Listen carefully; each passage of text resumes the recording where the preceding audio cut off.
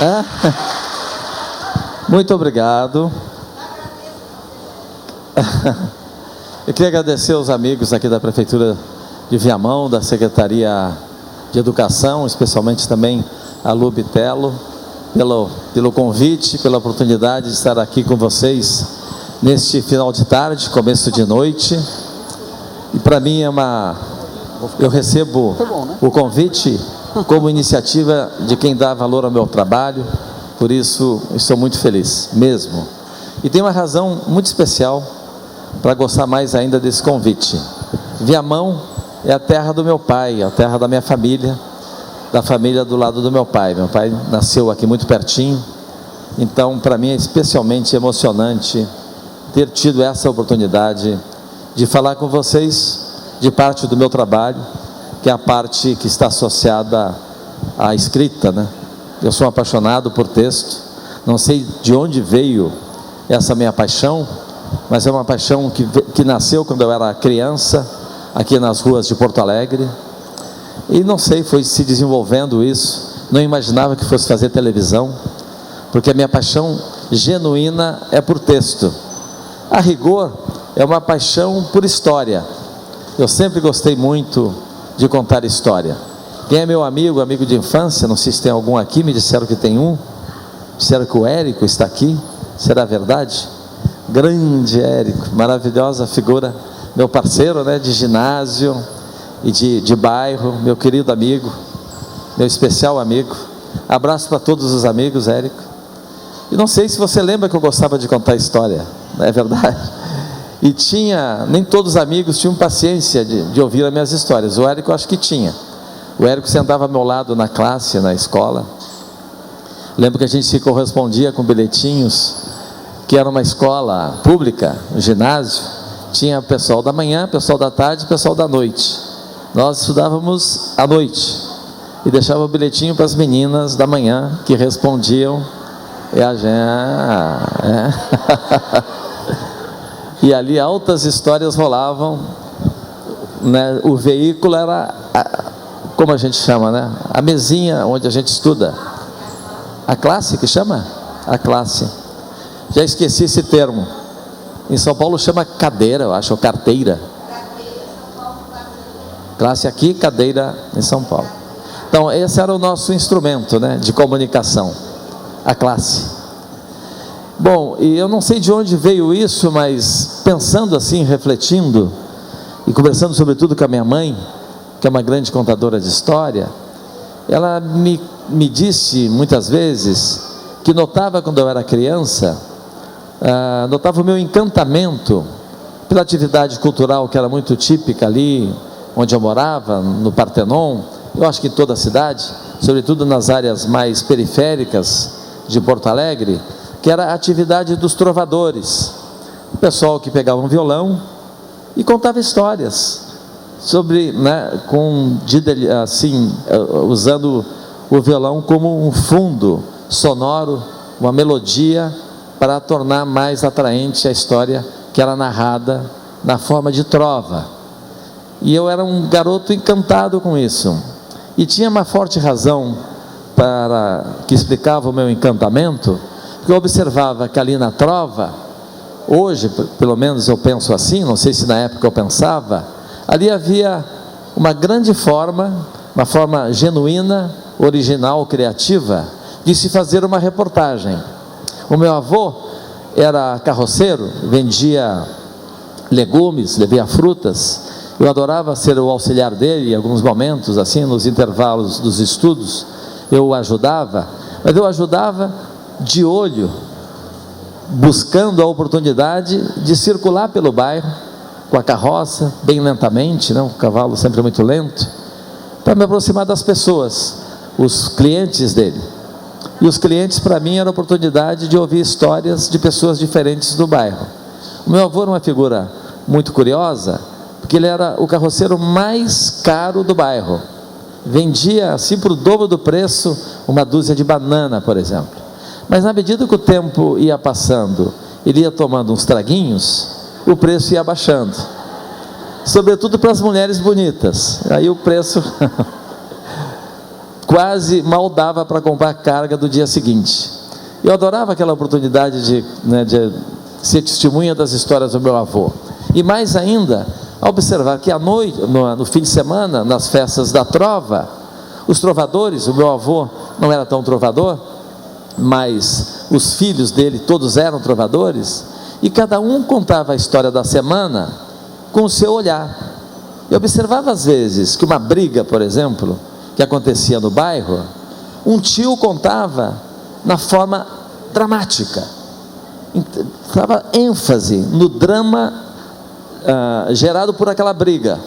Já vinha um tio seguinte ou um vizinho, achava a maior graça daquela tragédia, e um terceiro botava veneno na história daquela briga, um elemento novo. Isso, caramba, a vida é assim.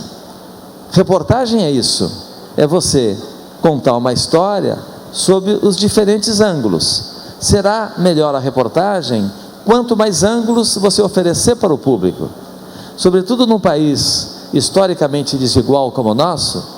É o país, por natureza, o país da injustiça, né? Sobretudo da injustiça econômica. Hoje então o país está muito dividido, né? Está muito polarizado. Você encontra uma contradição em cada esquina, um contraditório em cada esquina.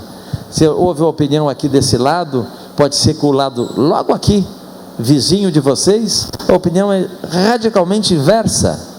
Imagina o repórter ou qualquer indivíduo, né, com essa função de se comunicar e contar a história para o país, se ele vai acreditar só na visão dele, por exemplo, ou só na visão do lado que para ele é simpático.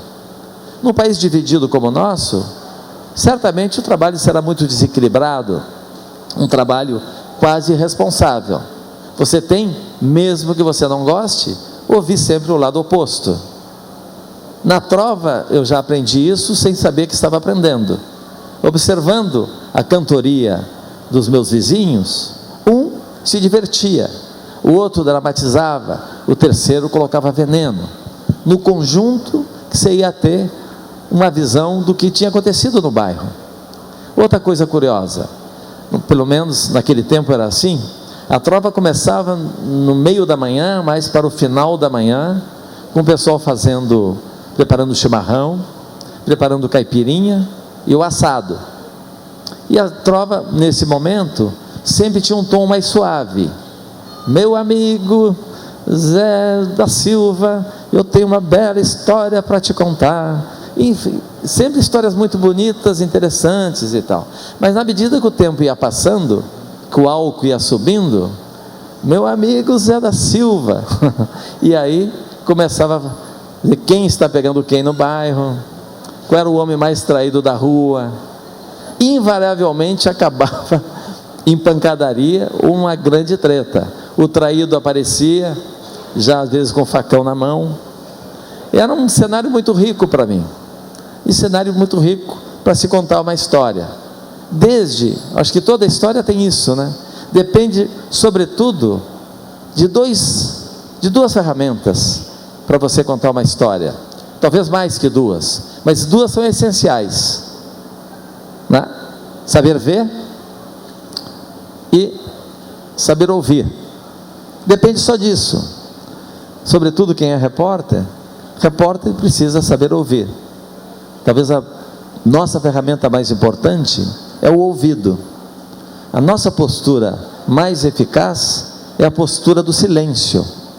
Repórter muito falador, ele perde a oportunidade de ouvir a boa história, que sempre é a história do outro.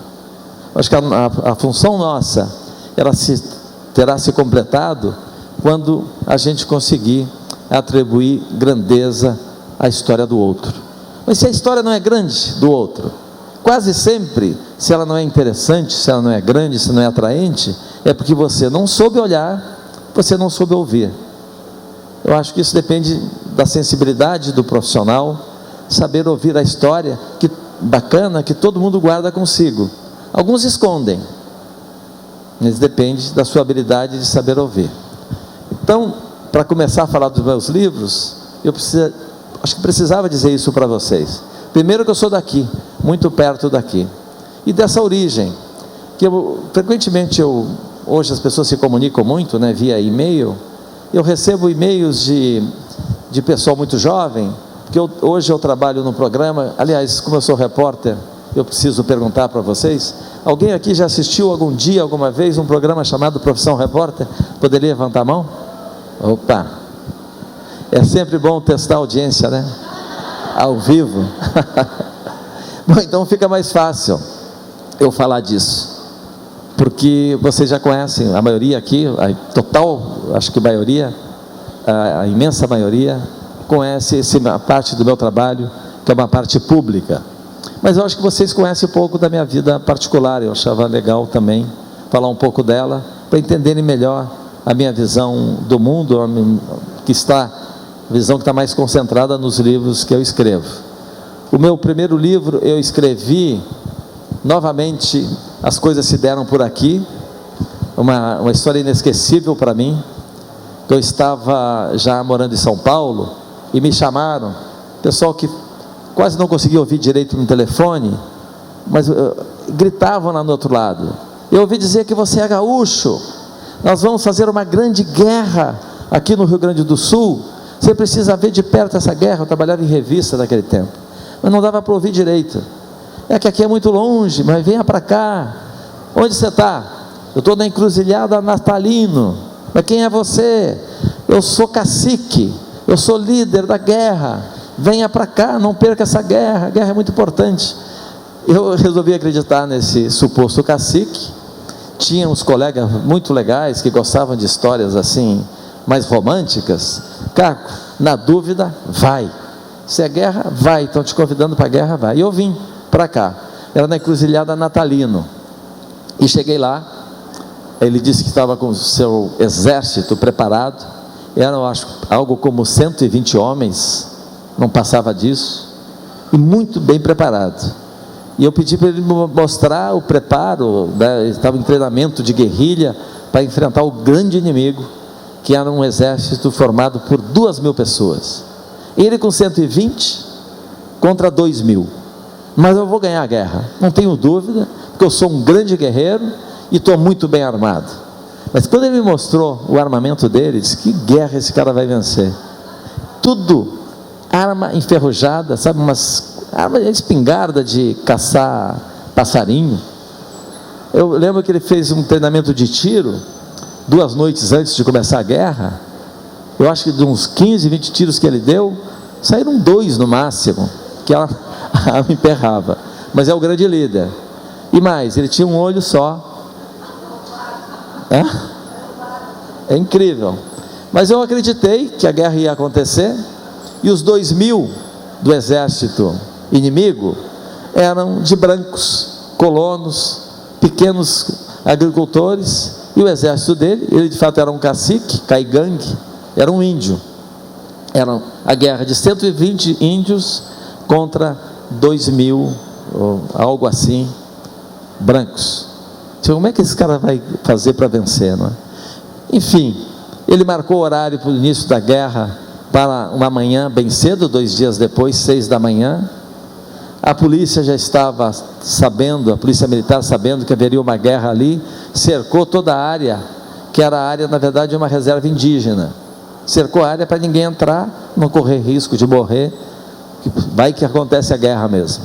Por isso, eu fiquei dormindo no meio do mato, para fugir do cerco da polícia. 2 da madrugada eu já estava lá esperando para chegar às 6 da manhã, ser o primeiro a estar perto ali do fronte da guerra.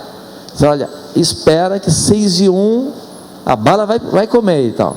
E ficamos lá, escondido, eu, o fotógrafo que estava comigo. Os cachorros nos descobriram e ficaram latindo, os mosquitos também descobriram, e a gente, tomara que chegue logo 6 horas, mais para se livrar do risco do cachorro morder e de ficar livre dos mosquitos. 6 horas, nada de guerra. A gente tenso, atento, né? 6:05, nada de guerra. 6:20, 6:40, 7 horas, 7:30, nada de guerra. 10 horas ouvimos o primeiro estampido lá, de uma arma muito frágil. Aí fomos ver, o cacique estava acordando. Ele perdeu a hora, saiu todo corajoso, tá, pá, deu um tiro para cima, começou a guerra. Enfim, eles se reuniram e foram em direção aos brancos. O que se tratava ali? Era um território indígena, uma área, uma reserva indígena, ocupada por trabalhadores, por pequenos produtores brancos. Então era índio contra branco, e eles mandaram um ultimato com arma na mão, disse: ó, chegou a hora de vocês saírem dessa terra, que essa terra é nossa, essa terra é caigangue, mas a gente está ocupando aqui há mais de 200 anos e tal, essa preocupação é legitimamente nossa, tal. E ficou ali um impasse. Se não saírem até amanhã, o bicho vai pegar, mais bala, além daquele primeiro tiro. Mas no dia seguinte, eles não saíram. Aí ele deu mais uns 3, 4 tiros, anunciando que a coisa ia ficar radical. E levou meia dúzia de galinhas para dar para os soldados dele. Então, só, hoje será galinha, amanhã será carneiro, terceiro dia boi, o quarto dia os homens. Preparem-se. Então. Bom, e ficou esse clima, foi a coisa avançando, e até que de fato, depois de ter levado o carneiro, ter levado o gado, um ou outro, começaram a atacar os homens começaram a ficar assustados e tal, precisaram se esconder em cima das árvores. Em resumo, uns 10 dias depois, eles conseguiram expulsar, com aquele exército precário, mas eu acho que os brancos não sabiam, que nem armas direito eles tinham.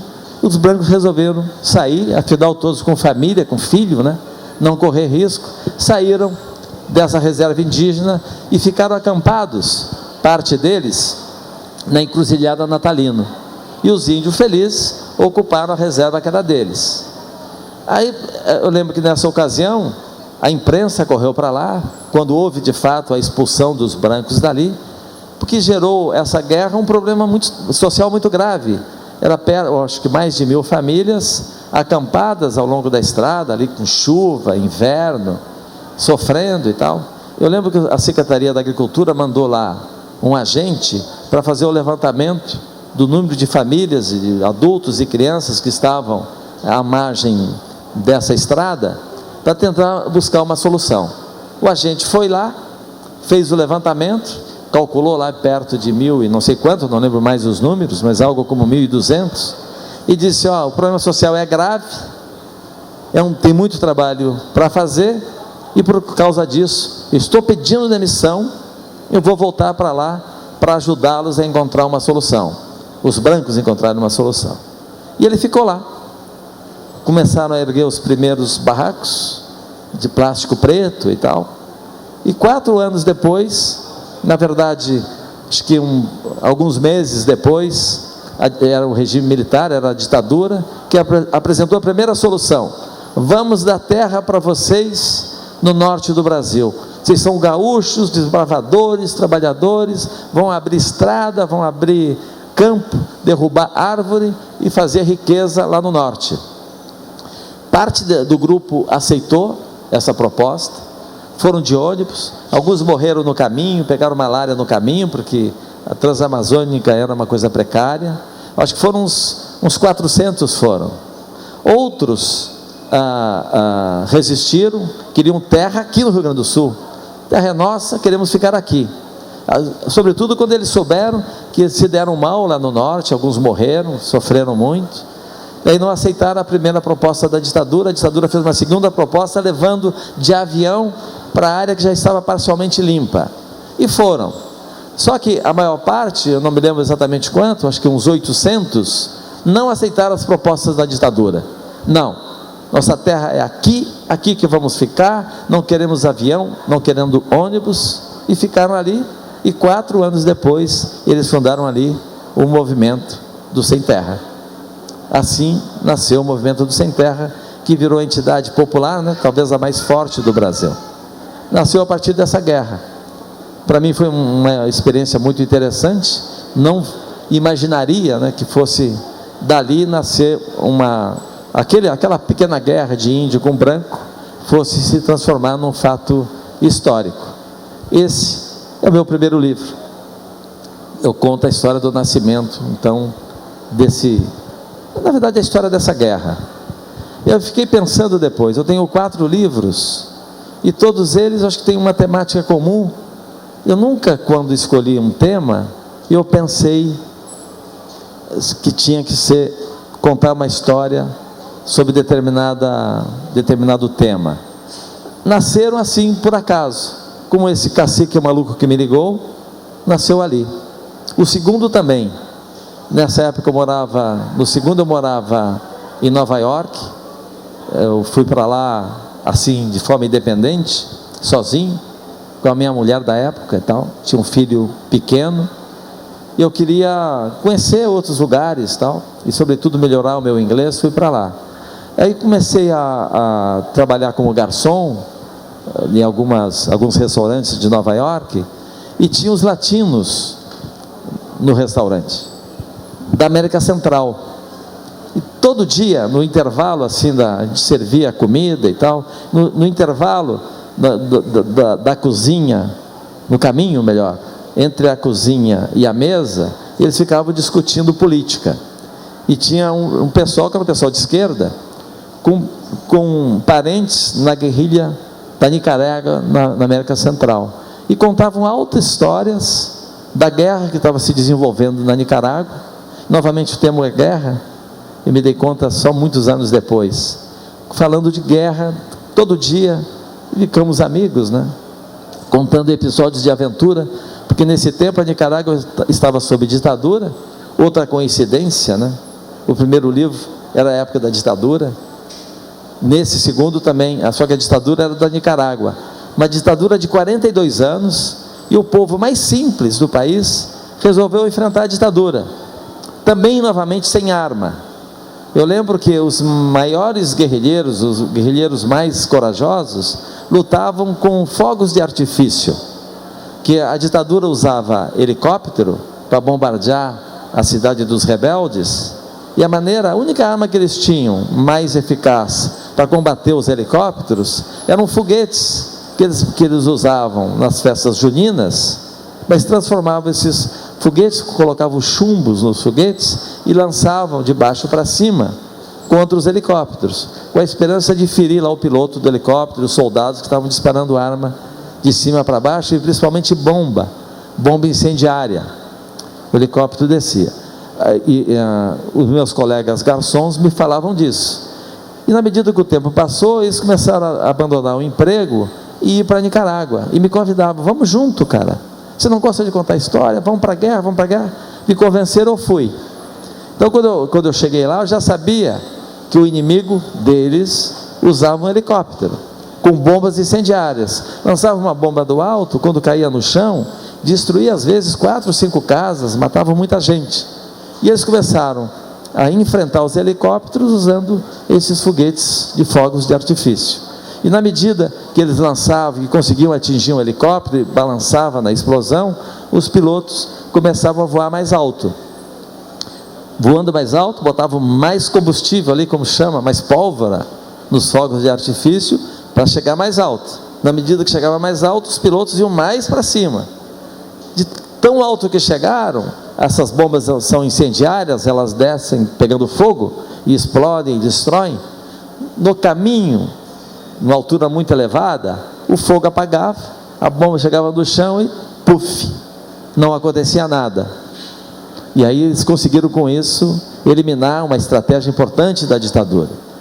Pessoal que mexia na verdade com fogos de artifício. Quando eu fui atrás, eu queria conhecer esses guerrilheiros, né, artesanais. Eu tinha exatamente $150 para fazer a cobertura da guerra. Para você ter uma ideia, tinha lá aproximadamente uns 300 jornalistas. A diária do hotel onde ficavam os jornalistas era $280. Eu tinha 130 para cobrir a guerra inteira. Custava 280 uma diária, para você ficar seguro, que era uma guerra de guerrilha, né? Muito perigosa. Eles bombardeavam noite e dia, e a gente procura nessa hora ficar concentrado, os jornalistas, num lugar para ficar mais seguro. Mas eu não tinha dinheiro, como é que eu ia me concentrar com eles? Eu dormia numa casa que um amigo que eu fiz lá me emprestou, muito perto do hotel. Quando raiava o dia, eu corria para o hotel, ficava ali conversando com meus colegas repórteres estrategicamente no local do café da manhã. Aí mandava bem forte, aprendia ali uma maneira de você enfrentar a fome ao longo do dia, quando você está em situação precária, é comer omelete, né?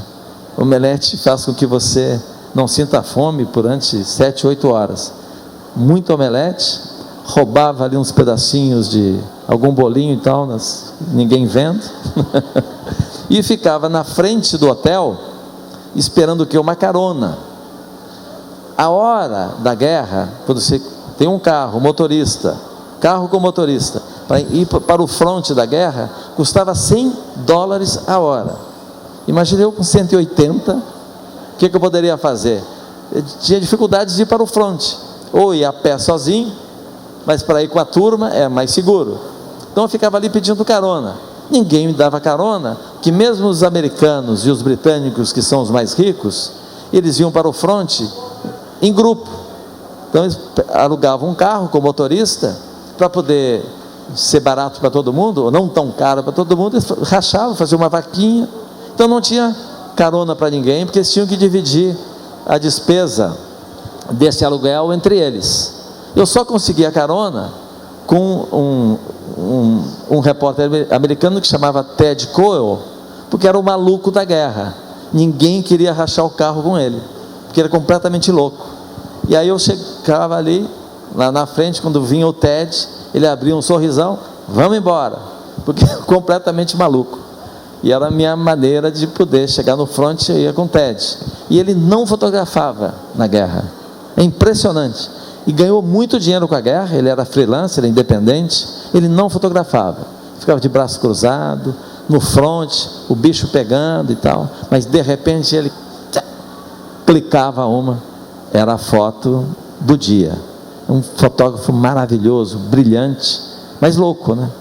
Então, se num dia ele filma, por exemplo, um guerrilheiro com um fuzil mandando bala, no dia seguinte ele quer filmar não o fuzil mandando bala, ele quer o guerrilheiro mandando bala com fuzil e o inimigo no outro lado.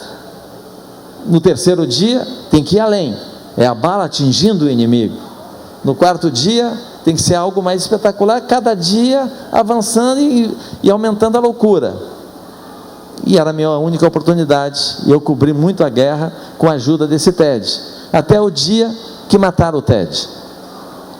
E eu fiquei desesperado. Eu não tinha pego a carona dele, umas colegas pegaram e foram com ele, ou ele foi sozinho, como sempre, e de repente eu estava na frente do hotel, tinha acabado com o meu omelete ali, esperando, sabia o que ia fazer, o pessoal gritando, mataram o Ted, mataram o Ted. Estavam chegando os militares com o corpo do Ted, só que felizmente não era o Ted, meu amigo era um outro Ted, americano, repórter também, que era repórter de televisão, acho da ABC. É interessante, porque nós pegamos, né, quando o corpo dele chegou, todo estraçalhado na cabeça, nós pegamos a câmera que ele estava usando para gravar, o câmera dele, o repórter cinematográfico, chegou com a câmera, pegamos a fita, fomos assistir a última coisa que ele tinha feito. É impressionante, a última imagem dele, ele chegou no fronte do exército somozista, né, da ditadura, e encontrou vários soldados no fronte. Os soldados estavam tocando violão, ele sentou ao lado e ficou cantando com os soldados, algumas músicas, tal. Fazendo entrevistas, falando da música, mostrando como é que é o fronte, aquelas escavações assim para a proteção dos soldados. Ele vai até embaixo da escavação, mostra como é que é entre aspas, né, o xadrez de uma cadeia de guerra de guerrilha, que na verdade é o lodaçal, alguns guerrilheiros presos ali, mergulhados na lama. Ele mostra isso e tal, se despede, todo mundo faz uma pose bacana para a câmera dele, ele segue viagem. No outro fronte, é super bem recebido pelo primeiro fronte, e no segundo, o pessoal tira ele do carro, começa a conversar com ele, pede para ele abaixar, a gente não entende direito vendo a imagem, depois a gente percebe que ele fica de joelho, o soldado faz isso e tal, faz ele deitar de bruços, aí pega as pistolas automáticas e fuzilam com ele no chão. Isso foi um grande trauma na época. O mundo inteiro tomou conhecimento, porque tinha filmado, né? O colega dele tinha filmado. Quando ele saiu do carro, o colega ficou dentro do carro filmando. Por isso a gente teve aquela cena, além da cena anterior, que era de festa que ofereceram para ele. Mas com isso, o mundo ficou chocado, né? Ver um repórter ser fuzilado assim a queima-roupa, e o ditador começou a se enfraquecer. Mas principalmente, a principal consequência foi a fuga da guerra. Os Estados Unidos mandaram vários aviões para tirar todos os correspondentes de lá. O governo brasileiro mandou um avião tirar os brasileiros, são poucos jornalistas, eu era um deles. Me obrigaram a sair da guerra. Eu cheguei para o aeroporto, ficar na fila para subir no Hércules brasileiro e tal, todo mundo indo embora. De repente, disse: caramba, eu vim aqui para assistir essa guerra, estão me forçando a sair da guerra. Eu olhei, aquela cerca ali é baixinha, eu jogo futebol, o Érico sabe disso, parceiro de futebol, eu consigo pular essa cerca. O avião estava ainda não com os motores ligados, eu saí do meio daquela fila de espera para o embarque, pulei e fui continuar cobrindo a guerra. Mas desta vez não tinha mais jornalista, acho que ficaram 8 ou 9 jornalistas. Aí eu fiquei sozinho, andando a ermo, já sem dinheiro, acho que tinha quase nada, passando fome. E o meu livro é o relato de um errante, com pouca grana, como eu disse que cheguei lá, como é que eu vi a guerra dessa maneira. Perdido, né, os meus parceiros, o Ted continuou na guerra, maluco como é, só que eu me perdi dele. Acho que um mês depois eu fui encontrá-lo, foi uma grande festa e tal. Ele disse que tinha sido assaltado, tinham roubado todos os equipamentos fotográficos dele, e tinha conseguido comprar uma câmera quase amadora, muito pequenininha, mas continuava fazendo grandes fotos com a câmera pequenininha. Tinham assaltado ele. E eu fiquei sozinho, e fui em direção daqueles amigos, né, do restaurante, que me contou que havia guerrilheiros foguistas, e eu fui atrás deles, numa cidadezinha chamada Massaia. O problema é que para chegar em Massaia, eu estava na capital dominada pela ditadura. Tinha uma estrada que separava Massaia da capital. Eu estava aqui na capital, digamos que Massaia fosse aqui. Então tinha um território aqui, neutro, que território de ninguém. A ditadura mandava até aqui, e os guerrilheiros, digamos, da metade para lá. Sabe, tem que conhecer Massaia, para conhecer aquele pessoal que faz guerra com fogo de artifício. E fui andando, pegando carona com um carro e outro. Depois que a situação ficou mais tensa ali no território de ninguém, eu fui a pé andando, esperando da primeira barreira. Passei das últimas barreiras do exército. Quando comecei a esperar as primeiras barreiras dos guerrilheiros, a barreira não chegava nunca. Eu fui avançando, olhava para trás, um deserto só, aquele medo monumental, né? O que vai acontecer comigo? E andava, tudo deserto, uma cidade de ninguém. Começaram a aparecer as primeiras casinhas, e ninguém, um lado e outro e nada. Depois os guerrilheiros foram embora. O que aconteceu? De repente, comecei a ouvir atrás de mim: Kyurin, Kyurin. Eu falei: mate ele. Era uma criançada correndo atrás de mim, gritando para me matarem. E aí eu levantei os braços e tal, e eles pegaram imediatamente. Eu tinha um gravadorzinho, um microgravador, que era uma novidade na época. Era 1979 isso, um gravador com fita desse tamanho, e eles achavam que eu era espião americano. Como eu vinha de Nova York, eu estava com uma bota americana. Está aí a prova, é gringo, mata, e tal. Uma criançada de, sei lá, 10, 12 anos. Eu: que gringo, eu sou brasileiro, me gusta futebol, né?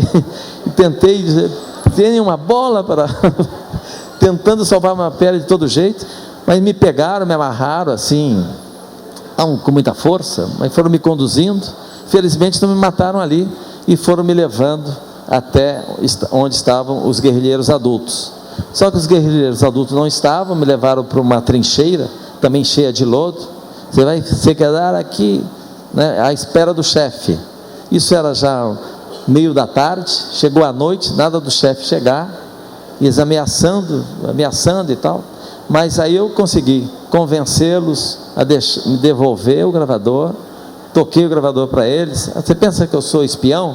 Olha aqui a espionagem que eu fiz. Era rock and roll Rolling Stones, as músicas que eu curtia, tinha gravado, eles começaram a gostar. Quando o chefe chegou para decidir se eu deveria viver ou morrer, eles já eram meus amigos, surgiu uma bola ali, eu fiz umas embaixadinhas, já estava assim num ambiente bem legal. Tanto que o chefe decidiu, se você é brasileiro, que vai embora, desapareça e tal. Eu disse, não, eu sou brasileiro, estou aqui, sou repórter, muito obrigado por me dar liberdade, mas eu prefiro ficar. Como assim ficar? Quero ficar, ver a guerra aqui ao lado de vocês. E eles concordaram. Eu tive muita sorte, porque se eles morressem, se eles perdessem a guerra, eu morreria junto. Mas eles venceram a guerra, com aquelas bombas de efeito assim, caseiro mesmo. O livro conta os detalhes, como é que eles conseguiram vencer uma guerra contra um exército que tinha ajuda dos Estados Unidos, e eles venceram.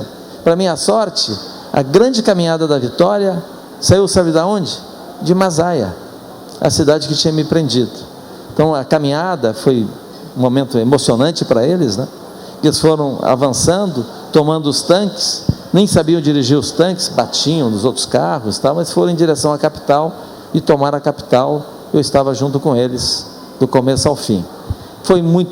Tem muita coisa curiosa, embora seja guerra, foi uma aventura assim bem divertida, porque os guerrilheiros eram muito jovens, alguns deles estavam lutando há 3 anos nas montanhas, por exemplo, e não se viam, né? Tinham perdido as namoradas ao longo de 3 anos, e quando eles conseguiram a vitória e se encontraram na capital, foi uma grande farra, os reencontros, tem assim episódios inesquecíveis.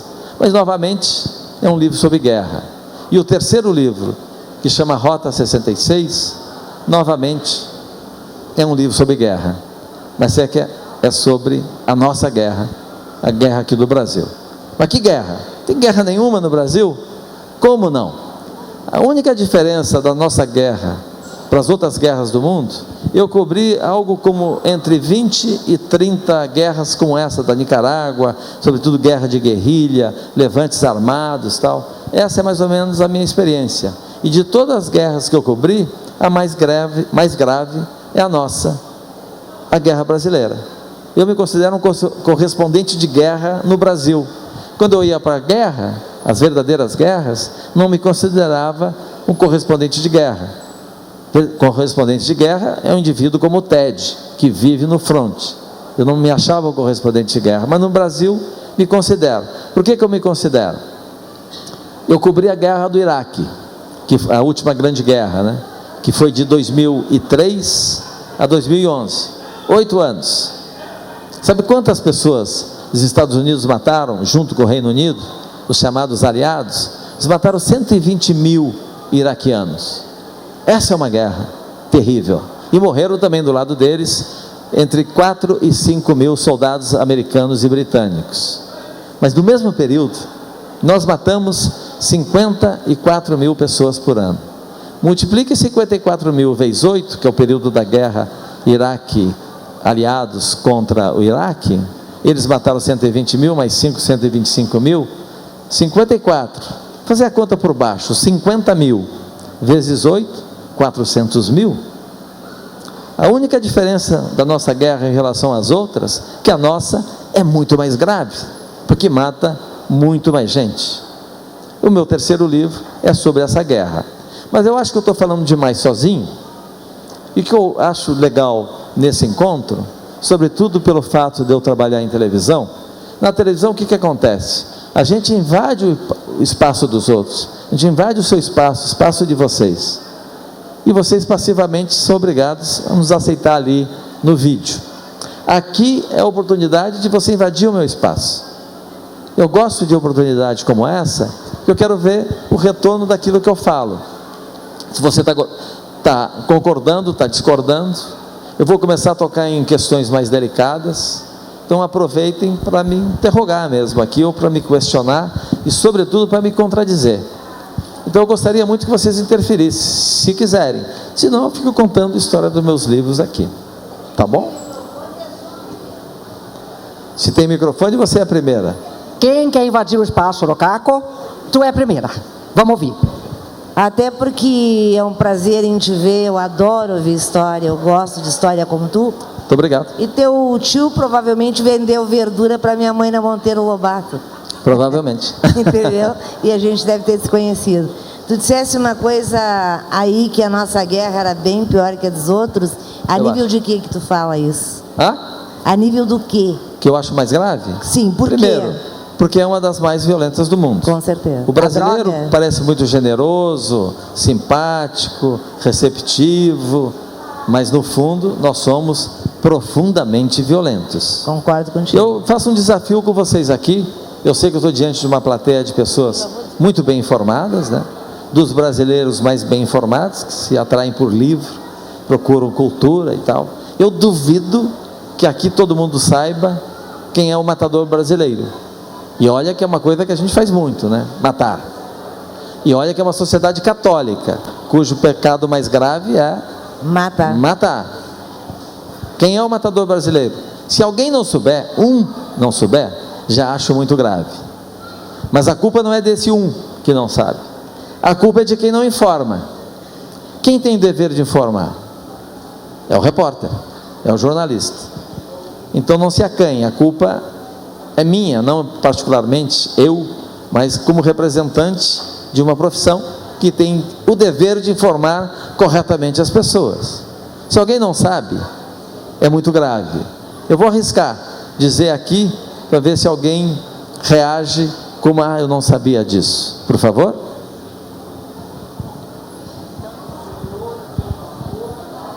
Como? A sociedade, que é a maior matadora? Mas que parte da sociedade? Quem? Hã? A classe média? A classe média, você disse? Por favor, vou te passar o microfone para ela. Sim, por favor.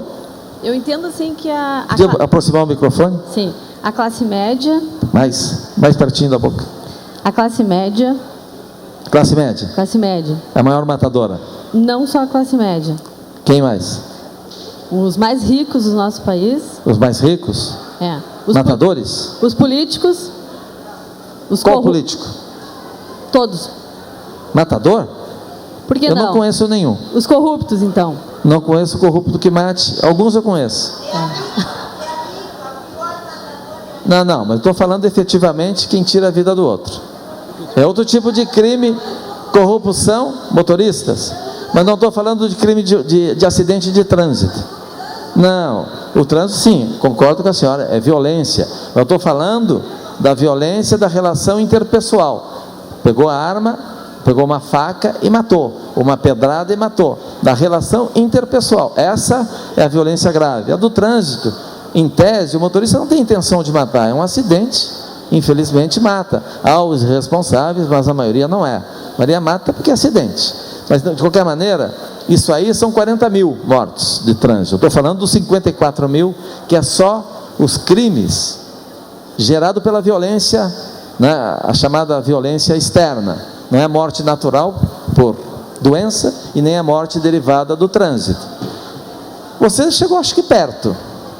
Muita gente acredita que seja o assaltante que não quer trabalhar com a maioria da sociedade correta, pega o revólver, põe na cabeça de quem trabalha, me dá o que é seu, eu não quero trabalhar e passar pelo sacrifício que você passa. É muito mais fácil, em 3 minutos, eu ganhar aquilo que eu não ganho, talvez em 4, 5 anos. Esse indivíduo, dos mais violentos do mundo, o nosso assaltante, mas ele é responsável por 4% das mortes. A cidade seja pequena, média ou grande, 4%. Muita gente acredita, se pensar com a cabeça de homem público responsável por segurança pública, acha que essa é a pessoa que deve ser perseguida. Alguns até apoiam que mate, que tenha pena de morte contra o assaltante, e eles são responsáveis por 4%. Então ele não é o matador brasileiro mais frequente. Quem é ele então? É o conhecido.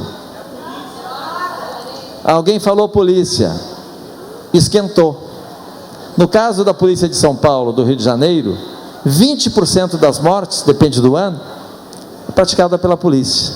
Os policiais, sobretudo dessas tropas de elite, são, portanto, 5 vezes mais violentos que os piores bandidos da cidade. 5 vezes, o que é muito grave. E essas mortes são praticadas com seu dinheiro, certo? É você que está matando, via o seu imposto. Você está pagando para a polícia garantir a segurança pública e ela está matando pessoas, sobretudo pessoas pobres, pessoas negras. 5 vezes mais violentos. Muita gente pode ignorar que isso acontece, mas a conta não fechou. Violência 20% doméstica. da polícia, 4%. São Paulo esse ano chegou a 6% os crimes praticados pelos assaltantes, digamos 26%. E os outros 84% quem são? Violência doméstica? Violência doméstica começou a esquentar mais. O matador brasileiro é a mulher que tem ciúmes, desculpem as mulheres daqui, que tem ciúmes do primeiro casamento do marido e joga a filha desse casamento pela janela do 6º andar do prédio onde ela mora. Eu estou falando do caso Isabela. Essa mulher é advogada, ela não é assaltante, não é a marginal que tem que a polícia matar, como muita gente conservadora quer. Ela é advogada. O que faz o marido dela, que é advogado? Ajuda a mulher a matar a filha dele, de 6 anos, 7 anos, né? E ajuda a jogar pela janela. Quem é esse marido? É advogado, não é assaltante que a polícia tem que matar, é advogado. O mais grave, os dois foram processados, levantaram provas contundentes contra eles, vão para julgamento. É claro que foram os dois, definitivamente se sabia. Quem defende o casal de assassinos que matou a filha?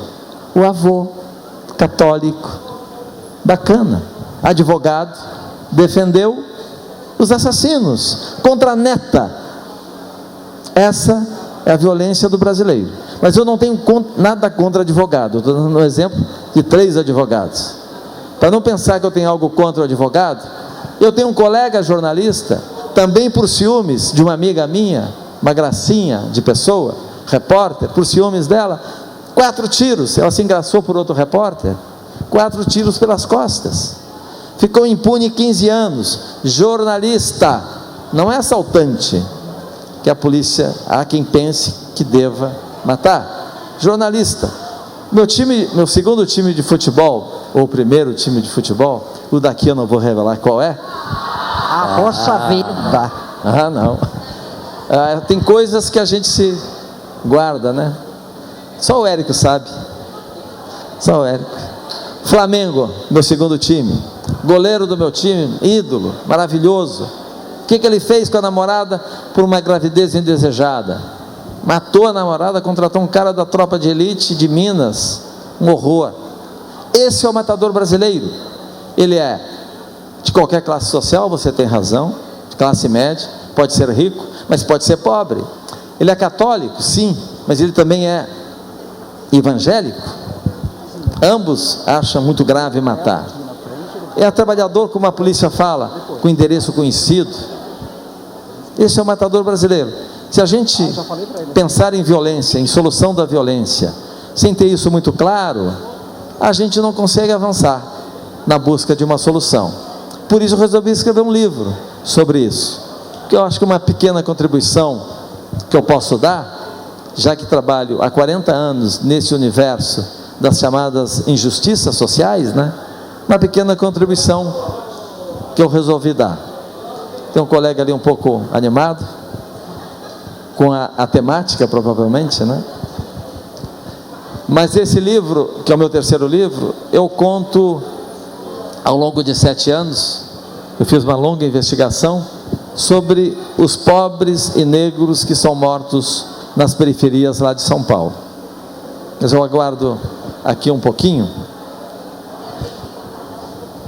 E resumidamente, o meu 4º livro, depois de ter feito esse sobre a guerra praticada principalmente por policiais contra os negros e os pobres da periferia de São Paulo, eu escrevi um sobre o tráfico de drogas do Rio de Janeiro.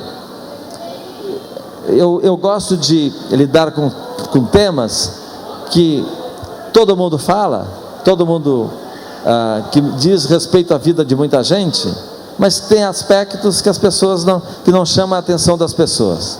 Eu acho que no Brasil, droga, se a gente incluir o álcool como droga, está perto de toda a família brasileira.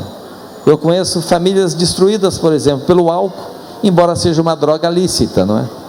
Então eu acho que é um tema que a gente sempre tem que mexer nele, assim como o tema da violência, por acreditar que nem todo mundo sabe qual é a estrutura, a dinâmica do crime no Brasil.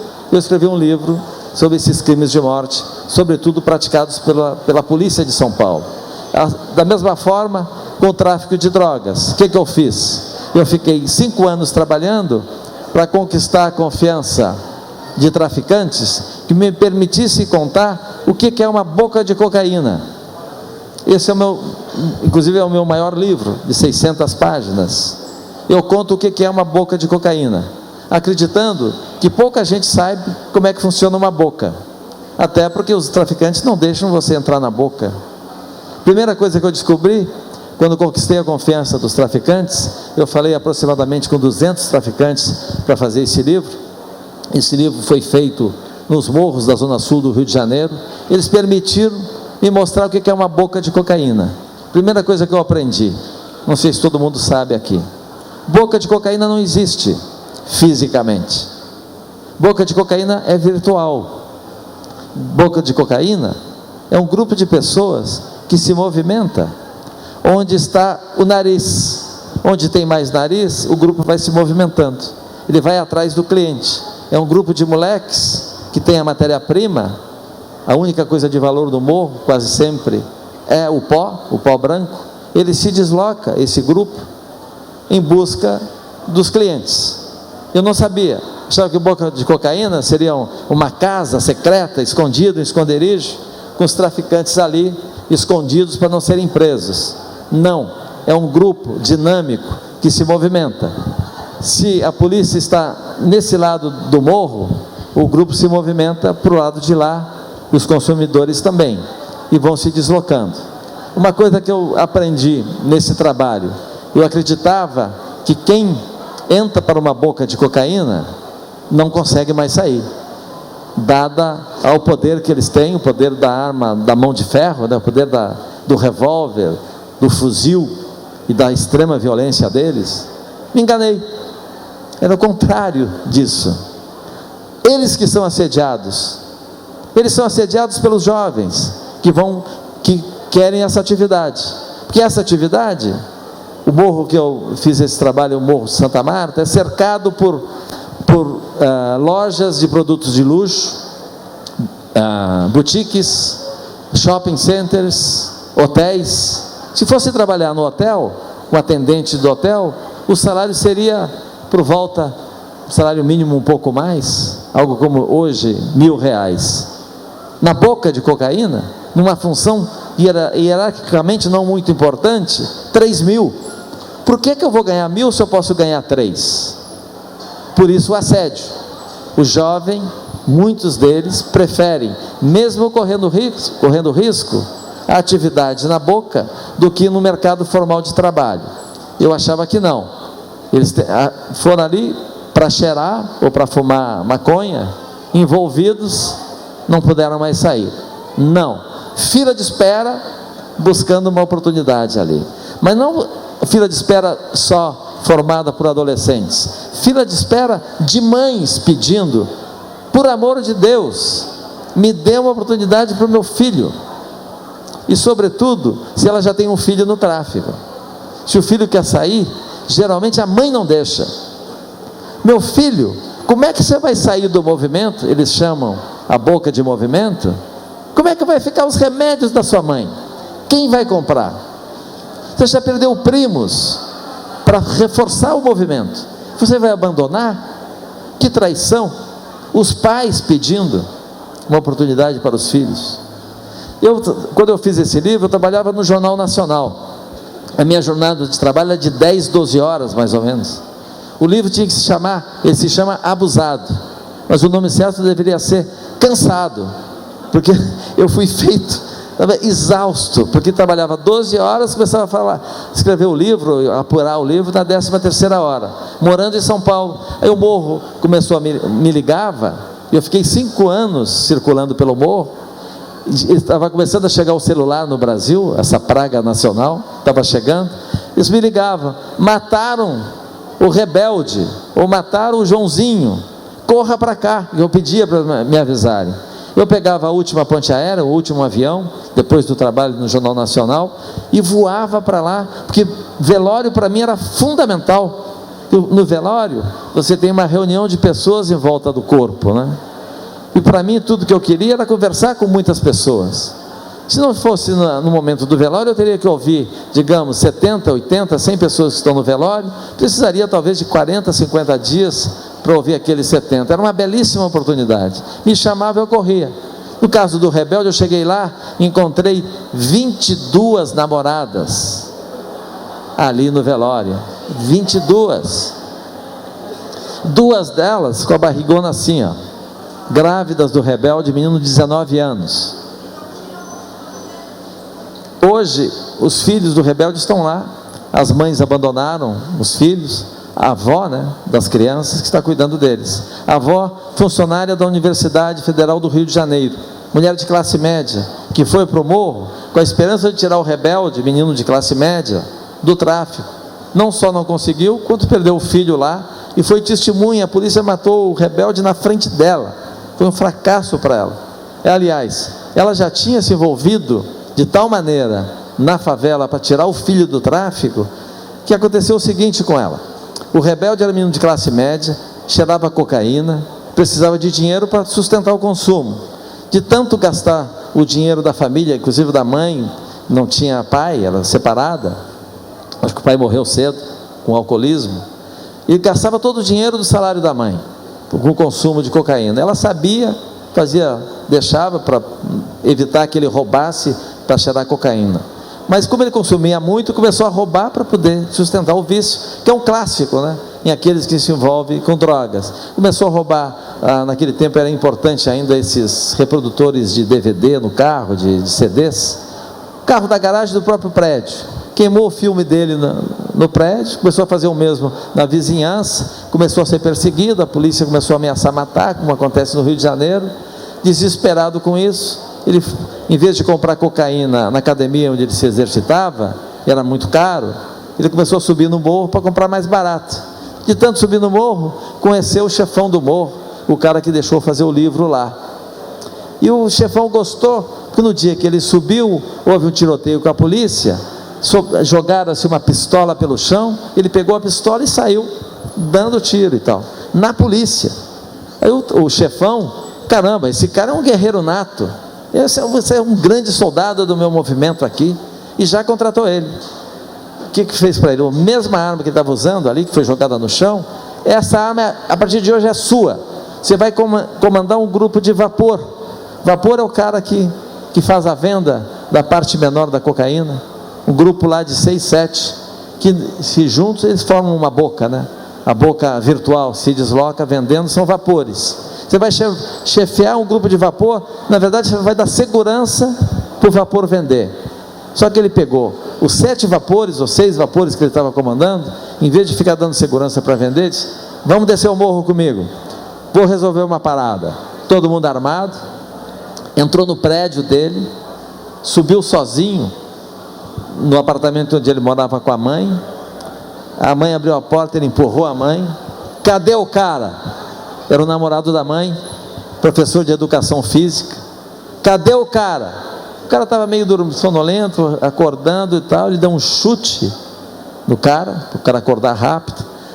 Revólver na cabeça: acabou a sua folga, você nunca mais vai bater na minha mãe, seu, aí com palavrões e tal. Rua. O cara quer isso.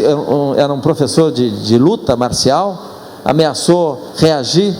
Cara, você não entendeu, eu estou aqui com o revólver na sua cabeça e tem um grupo lá esperando o presunto para te levar embora, você nunca mais toca na minha mãe. Ele nasceu e se criou vendo a mãe apanhar do pai, que era alcoólatra, ficava violento quando bebia, é muito comum entre trabalhadores de baixa renda, e não só de baixa renda. que isso ocorra, né? O cara é tranquilo, tranquilão, né? Generoso, muitas vezes bom provedor, bebe, né? Se transforma, vira violento. Ele se criou vendo o pai bater na mãe. Quando a mãe se separa, conhece o professor de lutas marciais, que bate nela também, a primeira coisa que ele fez foi isso. E aí a mãe reagiu, né? Se meteu, vamos parar com isso e tal, mas ele foi firme e o professor foi embora. E aí ele falou: mãe, eu só vim aqui para isso, você está livre desse cara, se ele voltar eu vou matar, não vai ter ameaça a próxima vez.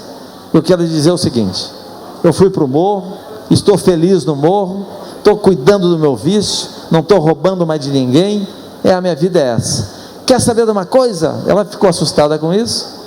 Enfim, uma grande discussão que culminou com ela fechando a porta pelo lado de fora. Você vai para o morro? Eu vou com você, eu vou te tirar da boca de cocaína. E foi morar com ele no morro. O problema, não vou contar toda a história aqui, está contada lá no livro, que ela chegou, se apaixonou pelo gerente do Preto. Preto é a maconha. Se apaixonou pelo Fininho. O rebelde, quando soube, foi para cima da mãe: mãe, estão dizendo aí que você está com o Fininho. Qual é o problema, meu filho? Ele é um bandido, ele é um traficante. Meu filho, você não é bandido, não é traficante, eu não te amo? Por que eu não posso amar o Fininho? Eu vou matar o Fininho. Olha que o exército dele é pesado e tal. Foi falar com um chefão: ó, minha mãe está lá, o Fininho é casado. Só que os traficantes do morro, eles têm 7, 8, 10, 12 mulheres. Tem a legítima, como eles falam, e outras 10, 12. O rebelde tinha 22, né, quando morreu. Bom, foi um bafafá. O traficante deu uma grana para ele: ó, pega a sua mãe, vocês são de outra praia, vocês são da área dos bacanas, né, de classe média, vão embora, vai para uma praia, esfria a cabeça, está novato no morro. Eu gosto muito do Fininho, não vou tirar o Fininho daqui, Fininho é veterano, é um homem de confiança. Vai lá, cara, tem dinheiro, vai embora. Ele foi, mas lá, em vez da mãe convencê-lo a sair do tráfico, na verdade convenceu o filho a aceitar o Fininho. Pô, aceite, eu nunca fui tão bem tratada na vida, ele me carrega no colo, do portão até para o barraco adentro. Ficou falando das pequenas benesses que ela tinha pelo fato de namorar o Fininho. E o Fininho e o rebelde concordou: tá bom, vamos voltar, eu vou falar cara a cara com o chefão e com o Fininho. E falou cara a cara: eu vou permitir esse namoro, mas com uma condição: se acontecer alguma coisa com minha mãe, comigo, você vai cuidar da minha mãe para o resto da sua vida. Você promete? Prometo. Isso aconteceu 5 dias antes dele ser fuzilado na frente da mãe. E o Fininho continuou cuidando da mãe dele, de fato, até o dia que o Fininho foi preso e a mãe ficou abandonada no morro, cuidando dos 2 filhos que o rebelde deixou, que é uma tragédia, né? Por que eu estou contando a história do rebelde? Porque a coisa que eu falei para vocês, eu imaginava que o assédio fosse outro. Tinha 22 namoradas com o rebelde. Por quê 22 namoradas? Porque a namoradinha do rebelde, o Morro Dona Marta é um dos mais inclinados do Rio de Janeiro, 65 graus a inclinação, rocha de pedra, então não tem tubulação para saneamento básico, para esgoto, é tudo céu aberto e tal, e inclinado, tem barraco que está construído no degrau de número 850, tem até 900 e quase 1000 degraus, do pé ao topo. Então vem a mocinha lá, foi ao supermercado, não tem supermercado no morro, não tem escola no morro, não tem um bom hospital no morro, não tem boa praça no morro, não tem bom teatro no morro, não tem cidadania no morro. Para fazer alguma coisa que o bacana faz fora do morro, tem que descer o morro, certo? Tem que descer, para ir no mercado, de 3 quilos, e começa a subir o morro. 3 quilos no 10º degrau, 20º degrau, começa a pesar 10. No degrau de número 53, está pesando 35 quilos. Uma sacolinha. Se no lugar da sacolinha é uma geladeira velha que mandou consertar, imagine quantos quilos tem uma geladeira. Degrau de número 722. Como é que você leva? Você não leva. Quem leva a sacolinha é o avião. O avião é outra figura do tráfico, é o que transporta alguma coisa. Sacolinha, outras coisas, mas principalmente maconha e pó, né, para venda. Mas tem muito avião. É uma função importante do tráfico, o avião. A menina se namora com o tráfico, tem alguém levar a sacolinha dela para o degrau de número 400. E a geladeira? Um avião também não pode. Tem um grupo de aviões que vai levar a geladeira para o degrau que for. Por isso, para a menina, é muito mais importante do que o fato de que o cara está ali com uma arma apontando, ó, quem manda aqui sou eu. Não precisa fazer isso. Ela quer ser parceira de alguma maneira para ter essa benesse. Se você namora com tráfico, você não é estuprada no morro, você não é agredida no morro. Isso explica também, ajuda a explicar a força que eles têm. Uma das poucas coisas que aprendi no morro, mas aprendi muito ali. E talvez o mais tenha me impactado é perceber que o trabalhador do morro, quando jovem, a partir dos 13, 14 anos, ele não quer repetir a trajetória do pai trabalhador ou da mãe trabalhadora, porque os patrões da área dos bacanas são muito perversos com eles, no sentido de pagar muito mal. Quando eu entrei no morro, eu expliquei para eles o seguinte: eu cheguei aqui, eu vivi um dilema ético muito complicado. Eu expliquei para eles: eu cheguei aqui para contar a história de vocês. Agora, se vocês me contarem a história das coisas que vão acontecer hoje ou amanhã, eu vou embora. Eu não posso ouvir as histórias de vocês, das coisas que estão acontecendo hoje e que vão acontecer amanhã. Como assim, otário?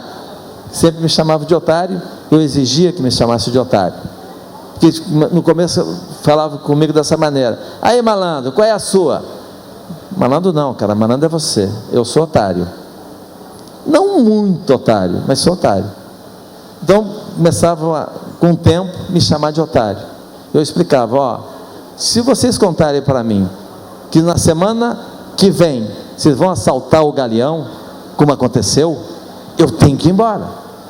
Porque eu tenho a obrigação, que antes de repórter eu sou um cidadão correto, preciso ser, tem que ser assim. Eu tenho que avisar que vai ter um assalto. Se eu sei que vocês vão matar o alemão, todo inimigo eles chamam de alemão, do grupo rival, eu tenho que avisar o alemão, porque eu sou radicalmente contra a morte, eu sou a favor da vida. Eu ferrei com a minha vida, aliás, denunciando a polícia que mata em São Paulo. Identifiquei 4.200 vítimas negras deles, porque eu sou contra, eu sou do brasileiro que nado contra essa onda de violência. Sou assim, e não será na frente de vocês. Por exemplo, eu fui radicalmente contra a ditadura militar, porque ela torturava e matava, matou 600 brasileiros. Tive amigo que enlouqueceu por ser torturado, tive amigo que morreu porque tinha as ideias contrárias àquele regime. Eu sei por longo da história o quanto nós somos violentos, né? O Estado é violento. Não será o traficante violento que eu serei a favor. Sou radicalmente contra. Então eu vou interferir. Por isso eu não posso saber dos seus planos de crime, de violência. Eu estou aqui para ouvir a história do passado, que aconteceu ontem. Agora cuidado comigo. Cuidado comigo. Eu quero saber das coisas que você não quer me contar, que aconteceu ontem. Que se aconteceu ontem, já aconteceu, não tem como interferir. E expliquei mais: é melhor que seja assim, porque quando eles começaram a me contar a história do Galeão, do assalto que tinha dado errado, vários deles baleados, eu vi sangue pelo chão lá, começaram a me contar, né, isso antes de acontecer. Eu saí andando, descendo o morro, como sempre fazia, e aí um traficante foi em cima de mim, não me lembro mais quem era, mas lembro muito bem que ele me pegou pelo ombro, virou: otário! Como é que você faz uma coisa dessa? Isso é um desrespeito. Você está descendo o morro no meio de uma fala, eu estou te contando como prova de confiança do nosso segredo. Que jornalista você é? Que escritor você é? Eu estou dando prova de confiança e você vai embora? Você é caô, você está me desmoralizando. Cara, no primeiro dia eu disse para vocês, primeira coisa, que eu era otário, que vim aqui para contar histórias do passado de vocês.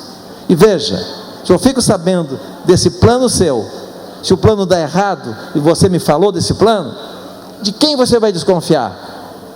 Daqueles que ouviram o seu plano. Eu não quero estar na sua mira, meu caro.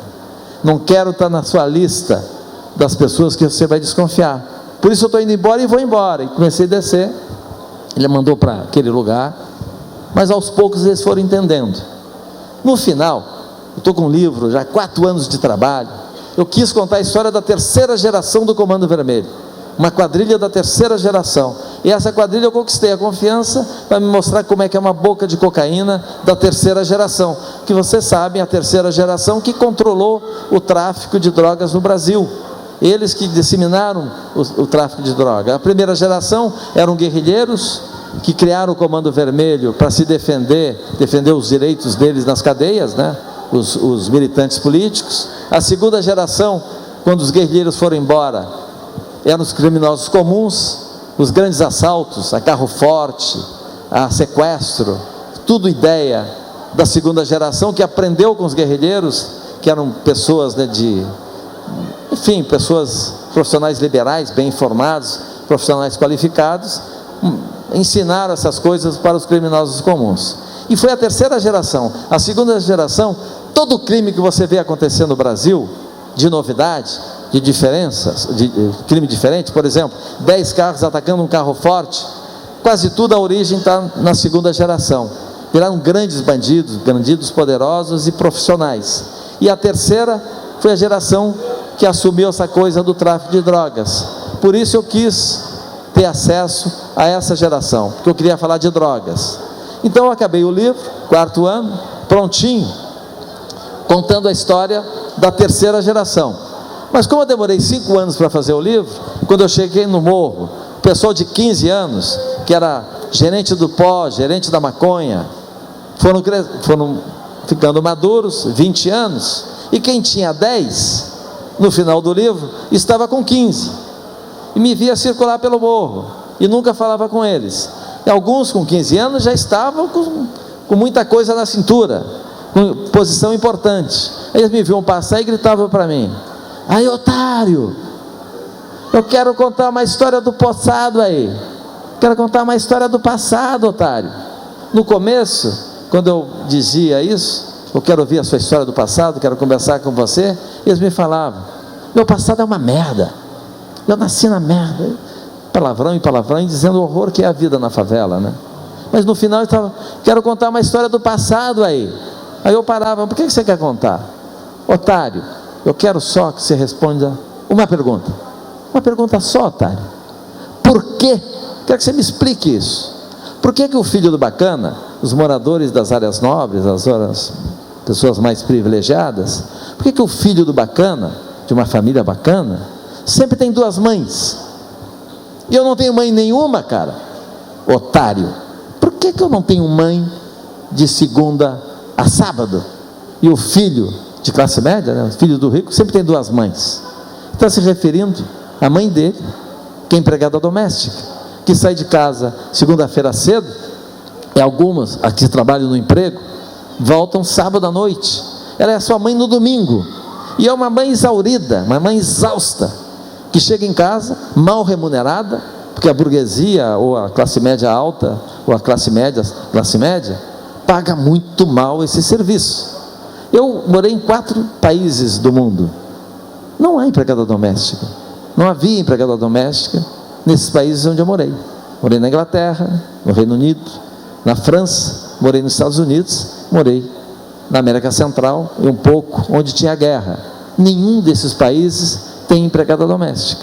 E aqui a gente tem, é um luxo, né, dos mais privilegiados, que pagam miséria para essas pessoas. Essa miserável volta. O que aconteceu na semana dela? Deixou o filho abandonado a semana inteira. Ela chega, tem pilhas de louça sobre aquela montanha de louça sobre a pia, louça suja. Ela vai dar conta que o filho não foi para a escola, por exemplo. Ela vai checar como é que foi as lições de casa que não foram feitas. Ela tem que preparar a comida para a semana seguinte, deixar pronta ali, quando tem geladeira. tem que lavar a roupa acumulada, e quando ela vai lavar a roupa, ela pode se dar conta, e é frequente, que tem sangue na roupa. Significa que o filho que passou a semana abandonado por ela, está no crime. A filha está no crime, que é muito comum no Rio. Meninas de 14 anos falam para a mãe: mãe, eu não quero seguir o seu caminho. A senhora quer ser explorada a vida inteira? Seja. Eu não quero ser tapete de bacana. Ou para o pai: eu não quero ser eletricista, eu não quero ser encanador, eu não quero ser o que os bacanas querem que eu seja, porque aqui me pagam 3, 4 vezes mais. Que mãe, qual a força dessa mãe para dizer: minha filha, siga a trajetória da sua mãe, olha a vida maravilhosa que eu te dei, olha que barraco, olha os ratos que te cercam, olha as baratas, olha o esgoto a céu aberto que eu te dei, olha a polícia que entra com coturno na porta, sem mandado judicial, que matam vocês todos os dias. Que sociedade maravilhosa. Como é que ela vai dizer isso? Se o barraco é reformado, em vez de goteira, põe lá, vira uma laje, como eles falam. Essa laje foi feita com dinheiro sujo das drogas. Se a geladeira é nova, ela veio com dinheiro sujo das drogas, com dinheiro limpo da burguesia lá, que usa a mulher como serviçal. Não é o suficiente para trazer prosperidade para o barraco. É muito complicado para essa mãe dizer: minha filha, siga o meu caminho, ou meu pai, né? Siga o meu caminho.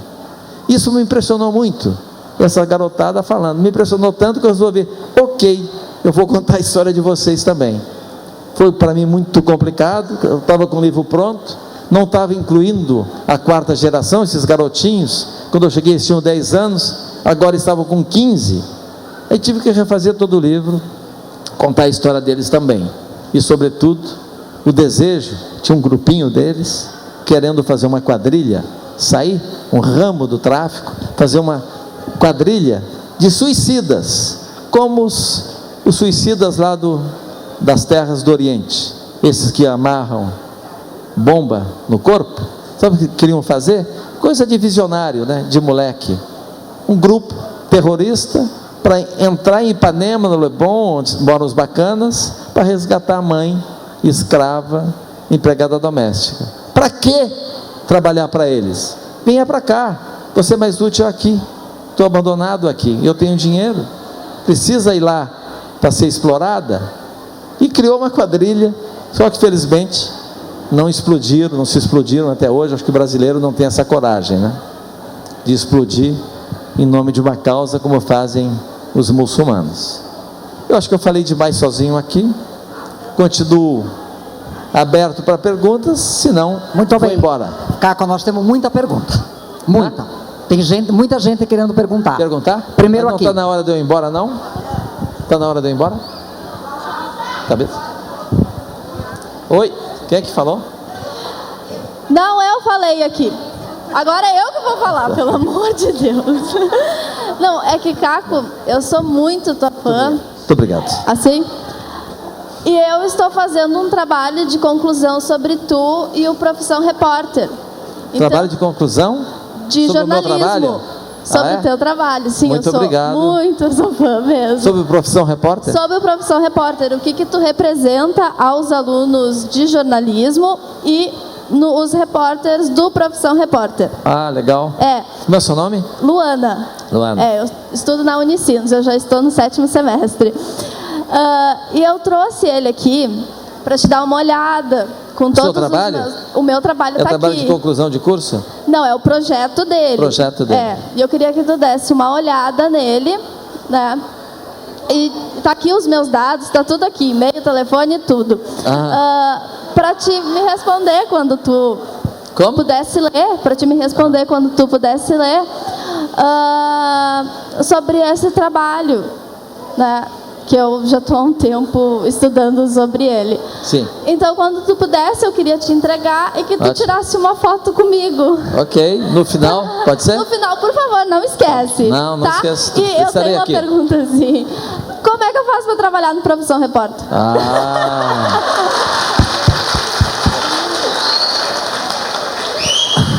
A gente está cheio de vagas lá. Eu achava que não tinha ninguém interessado. Pode me contratar. Eu estou disponível. Quando tiver uma vaga, eu te chamo. Não esquece de mim. E não esquece do meu trabalho, que eu fiz com muito carinho. Obrigado pelo interesse. Aqui agora.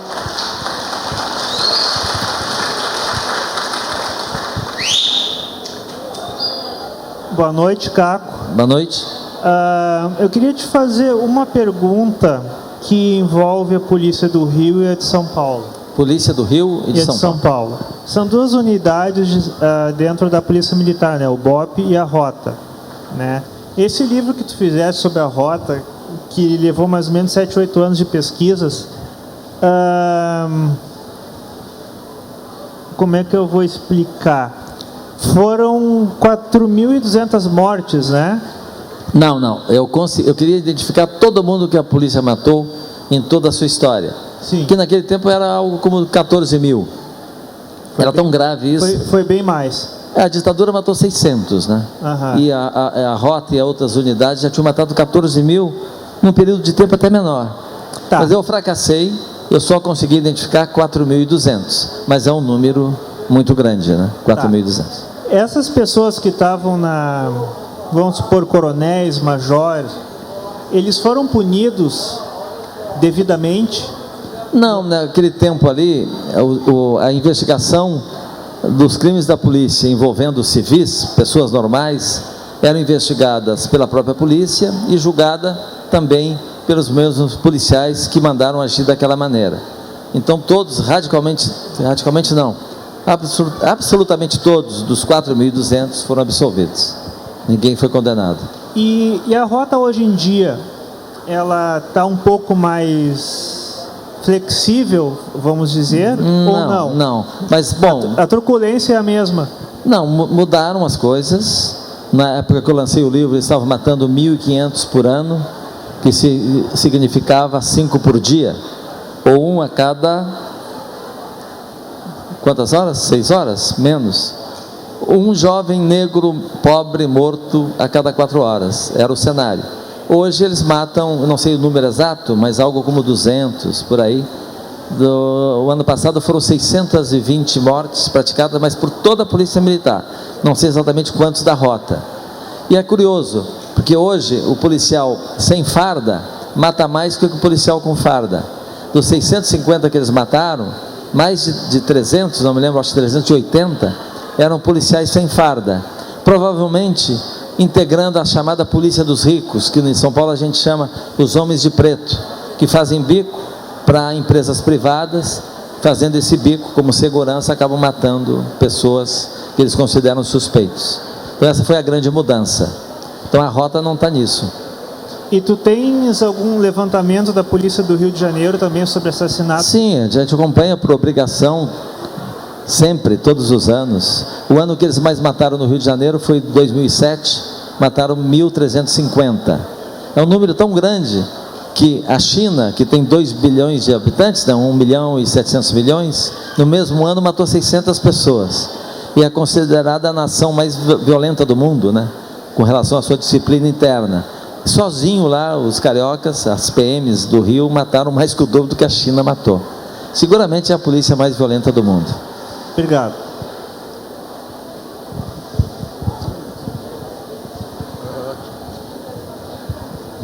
Boa noite, Caco. Eu falo de um espaço de ser gestora pública da saúde.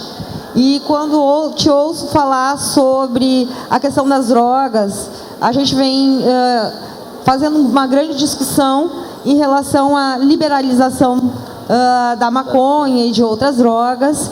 E, ao mesmo tempo, eu quero saber a tua opinião sobre isso.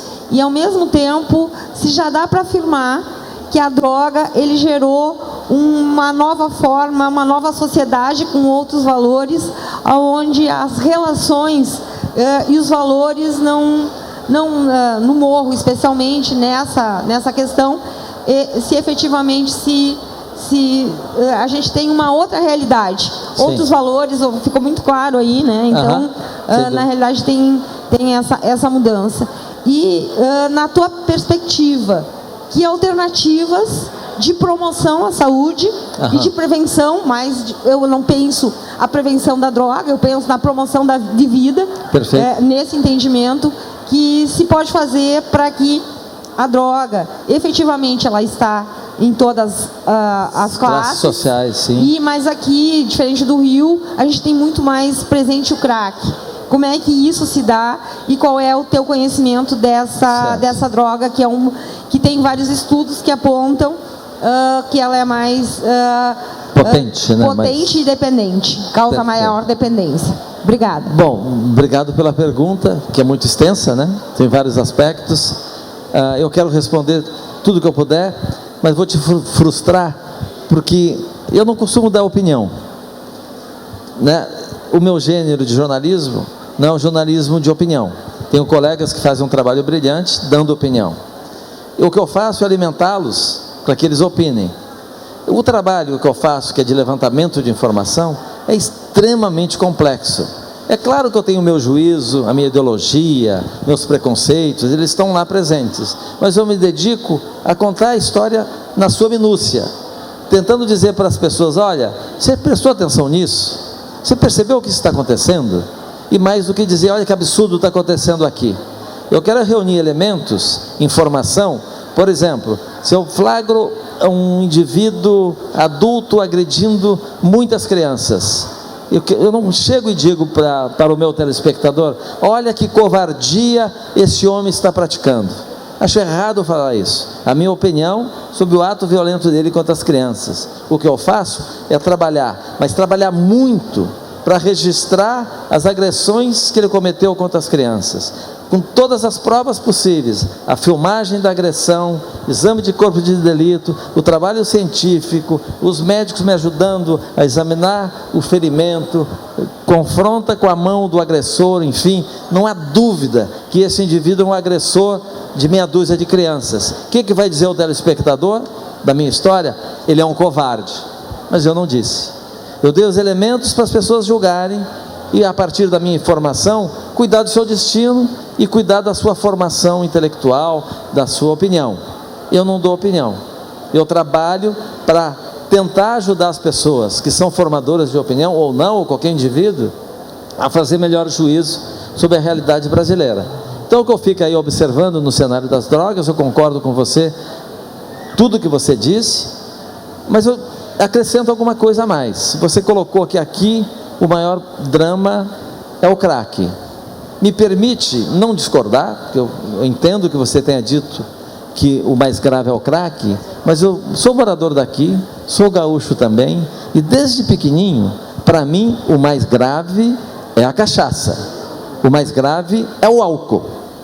O álcool não é ilegal, como a maconha. Agora compare, sem hipocrisia.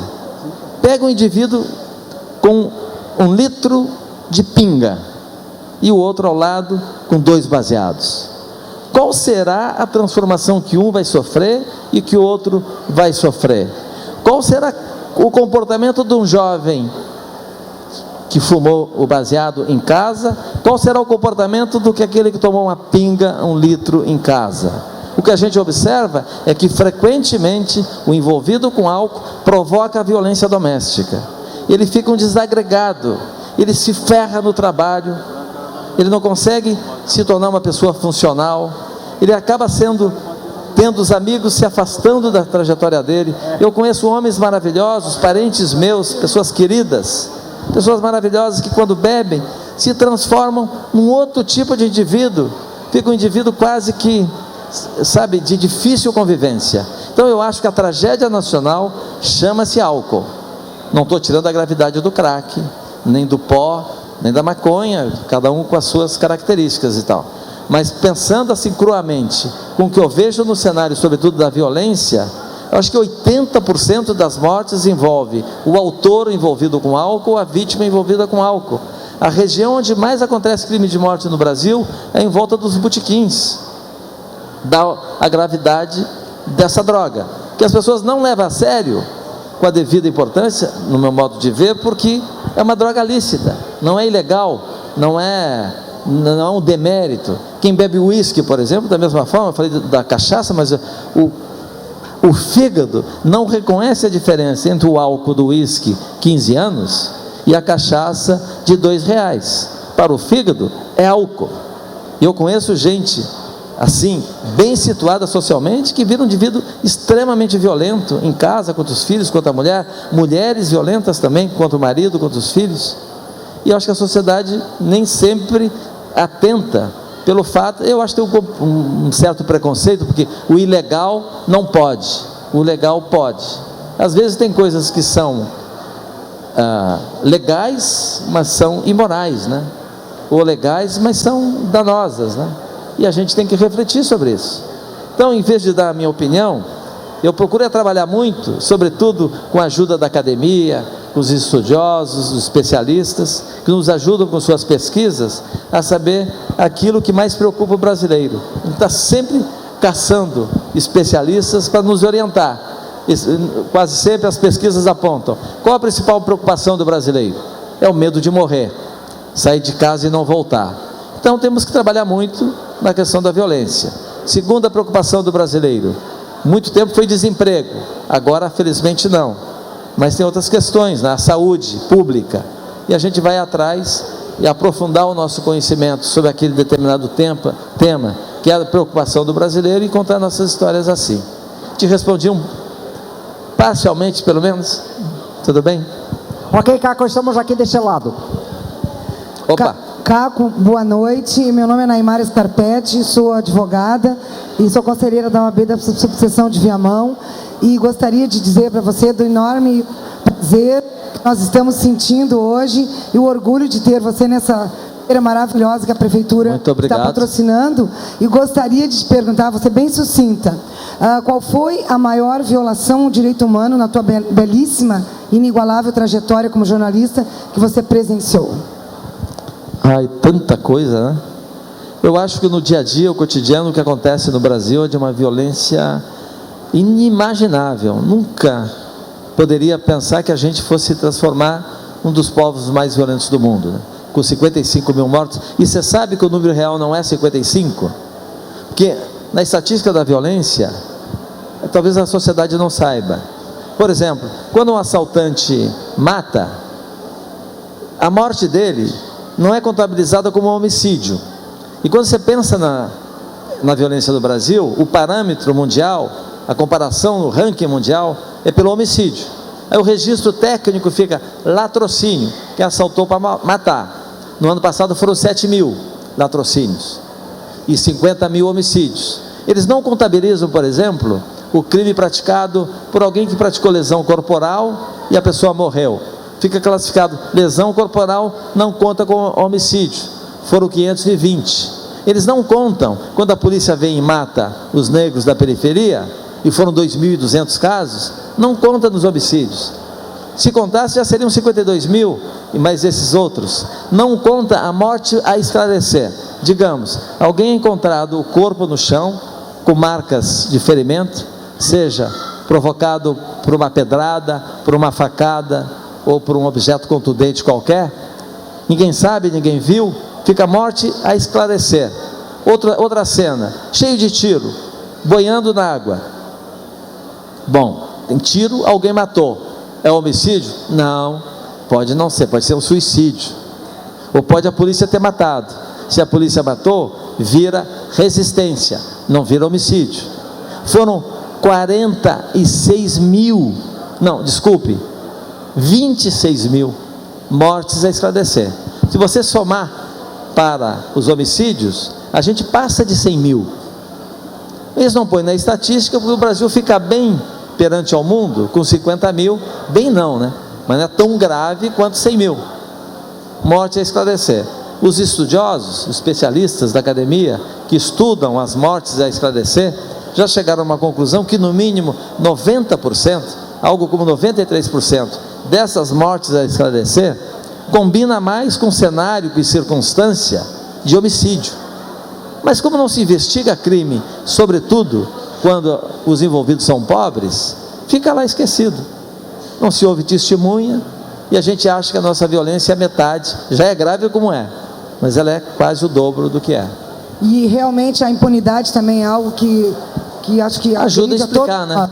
Ajuda a explicar. Infelizmente, às vezes a justiça funciona só para os ricos, para os pobres não. Você tem toda a razão.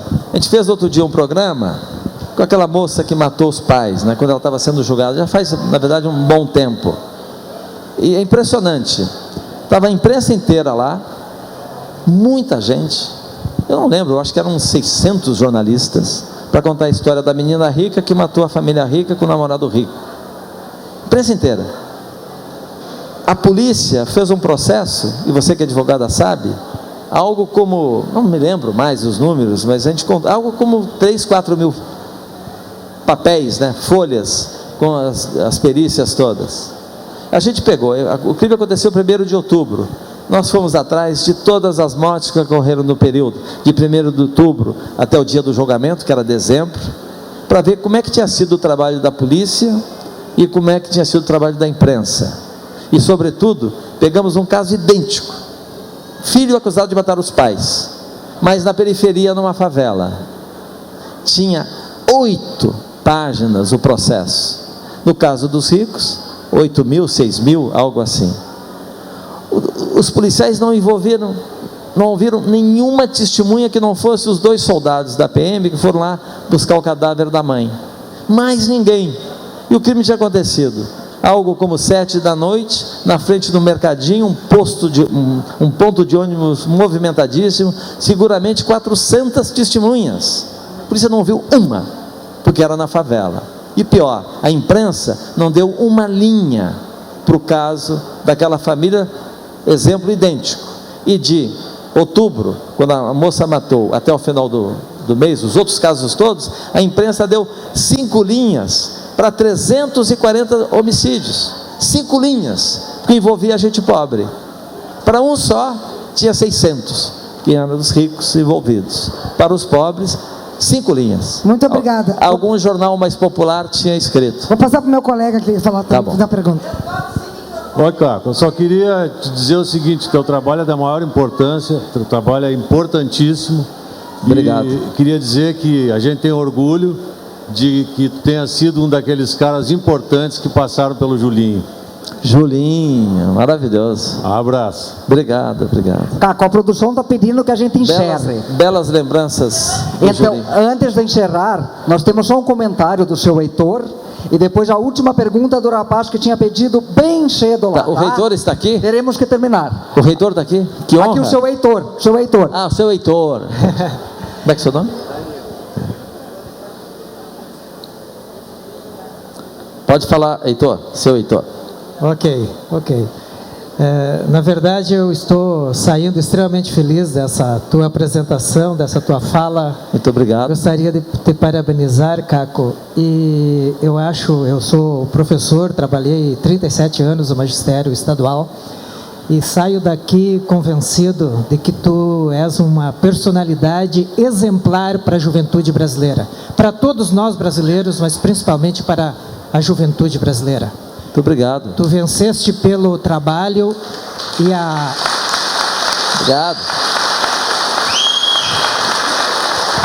Obrigado. E tu usaste uma competência, a tua coragem para o bem. Obrigado. Porque às vezes a gente usa a coragem para o mal, né? Tu fizeste a tua coragem se tornar um grande bem para a humanidade, especialmente para a nossa sociedade. Muito obrigado mesmo. Parabéns por seres um vencedor e ser um grande brasileiro. Fiquei muito feliz por te ouvir. Muito obrigado realmente. Obrigado. Para encerrar, então, a última pergunta. Certo. Luciano Bitelo, a última aqui.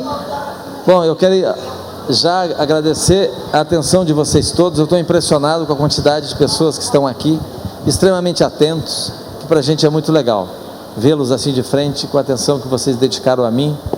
Realmente é muito legal, muito obrigado pela atenção. Mas quem é que está fazendo a pergunta? Lá. Boa noite, Caco. Com essa luz aqui me dificulta enxergar. Ok. Boa noite, Caco, tudo bom? Vou passar para cá. Paulo Nunes, sou estudante de jornalismo também, no 4º semestre da Uniriter. Paulo Nunes é o nome do jogador do Grêmio, né? Mas eu sou colorado. Tá bom.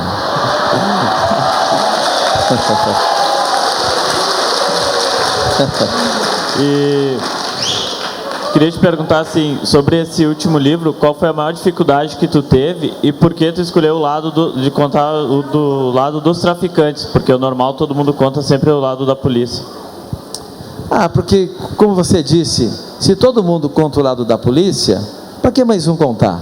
Seria mais do mesmo. Eu queria contar o lado daqueles que nunca são ouvidos, o olhar do morro para fora e não de fora para dentro. Se você observar as coberturas da imprensa tradicional sobre os episódios de violência no morro, pode observar, o repórter fica de frente, né, para os bairros das pessoas mais privilegiadas e sempre de costas para o morro. Ele vai até onde chega a cidadania. Se o morro é ali, aquele paredão, ele vai até o pé do morro e sempre atrás das metralhadoras do Estado, que é daquela operação policial. Do ponto de vista do sensacionalismo, da imagem cinematográfica, você tem tudo ali de graça, como se fosse uma superprodução do cinema americano. Você tem helicópteros blindados sobrevoando a cena, né? Você filmando e eles disparando metralhadoras lá de cima sobre os barracos. Você tem os policiais armados dos pés à cabeça com aquela blindagem toda, fuzis, poder de alcance de 500 metros, aqueles grandes veículos militares que o morro chama de caveirão, porque mata muito, todo blindado, são os buraquinhos por onde eles passam a metralhadora para disparar contra quem se opõe. Enfim, aquelas viaturas militares todas blindadas, muita movimentação, e os repórteres cada um se defendendo como podem. Outro dia mataram um colega meu, muito bacana, da Bandeirantes, confundiram, ele estava com a câmera apontada, o traficante achou que fosse um fuzil, disparou contra a câmera dele. Mataram também outro dia, né, nas manifestações, mas aí não foi a polícia que matou. Enfim, mas quero dizer com isso que a gente vai, quer dizer, a gente não, mas no conjunto, os repórteres vão até onde chega a cidadania, que é ao pé do morro e fica atrás dessas forças da operação mais intensa, né, das chamadas tropas especiais, tropas de choque e tal. E o que acontece normalmente, vocês podem observar, quando uma bala, a chamada bala perdida, essa bala do fuzil, que é de alta velocidade, com poder de alcance de 600 metros, imagina, você com um fuzil, você pode acertar um tiro a 600 metros distante de sua mira, da posição da mira. Quando essa bala perdida, ela sai do tiroteio, supostamente, das tropas de choque, com quem está lá em cima atirando também, a imprensa inteira corre atrás dessa bala, porque essa bala vai atingir um prédio, digamos, de Ipanema, do Leblon, Leblon geralmente não tem traficante morro ali, mas Ipanema tem, ou que seja na Tijuca, onde há prédios de classe média. Se essa bala atinge, a imprensa inteira corre atrás desse projétil para contar a tragédia que é, né, uma bala perdida, destruir uma família que aparentemente não tem nada a ver com aquele tiroteio lá. E aí, me desculpe a falta de modéstia, mas os repórteres brasileiros sabem contar bem uma história. E os veículos de comunicação mandam os seus melhores repórteres para contar o drama daquela família, daquele prédio que foi destruída. Pessoas choram ou ficam indignadas com uma sequência de balas perdidas. A sociedade busca a solução, porque esse tipo de pessoa, moradora desses bairros, tem uma força muito grande de causar pressão. E às vezes até as coisas se resolvem, menos balas perdidas serão geradas. Mas observa, o que acontece quando a mesma bala perdida, do mesmo fuzil com poder de alcance, vai no sentido contrário, da área dos bacanas para o morro. Naquele filme Tropa de Elite, alguém já assistiu? Podia levantar a mão? O que falam ali os militares? Que quando a bala de alta velocidade, a bala de fuzil, cruza a viatura, parece que ela estaria feita de folha de papel, né? Que cruza. Eles não falam no filme, porque o filme é a favor da Tropa de Elite, que a mesma bala, quando eles têm sorte ou competência de acertar um traficante, afinal ele está na guerra, armado, menos mal do que acertar alguém que não está na guerra, quando tem a sorte, fica ali. Mas o mais frequente, o mais comum, essa mesma bala, ela tem o poder de cruzar até 5, 6 barracos de alvenaria. O filme não fala disso. E o que acontece quando cruza 6 barracos, ou 4 barracos, 3 barracos? Em vez de acertar o traficante que está na guerra, vai acertar o avô do vizinho do traficante, o bebê do vizinho do traficante, alguém que não tem nada a ver com a guerra. E o que faz a imprensa no seu conjunto, com honrosas exceções? Não conta a história. Quando a bala perdida atinge a casa, já que falei da empregada doméstica, a casa da empregada doméstica. Como se a empregada doméstica só tivesse importância quando ela vai cuidar da patroa, quando ela vira a segunda mãe da casa dos bacanas. As lágrimas da patroa vão para o vídeo, vão para a revista, vão para o jornal. As lágrimas da empregada doméstica não. Ela só importa como serviçal. Nós do Profissão Repórter, a gente sobe. A gente conta a história também da segunda mãe dos bacanas. Você vai dizer, opção demagógica, né, pelos fracos e oprimidos. Aceito a crítica, mas eu penso também de forma objetiva.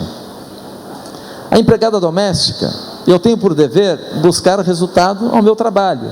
Eu quero informar todo mundo com o máximo de informação que eu posso obter na minha experiência de conversar com as pessoas na rua.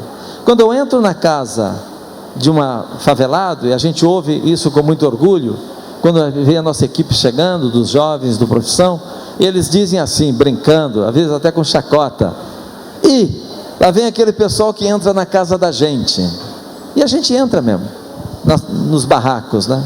E quando a gente entra, a gente é tratado como rei, as meninas como rainha, todo mundo com um cafezinho. É tão rara a presença de um jornalista lá, que as pessoas adoram nos receber. E quando ela, evidentemente, se você não conta a história dela, ela vai assistir a televisão igual. E tem muita gente mais pobre que adora ver a história dos mais bem-sucedidos, desejando, numa inveja positiva, um dia eu vou ter essa vida, vou prosperar, que programa legal, olha, essa viagem turística para a Europa, um dia eu vou chegar lá.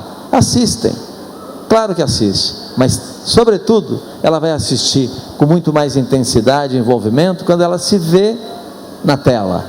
Caramba, a minha família está lá, esse povo gosta de mim, esse povo deu importância para mim.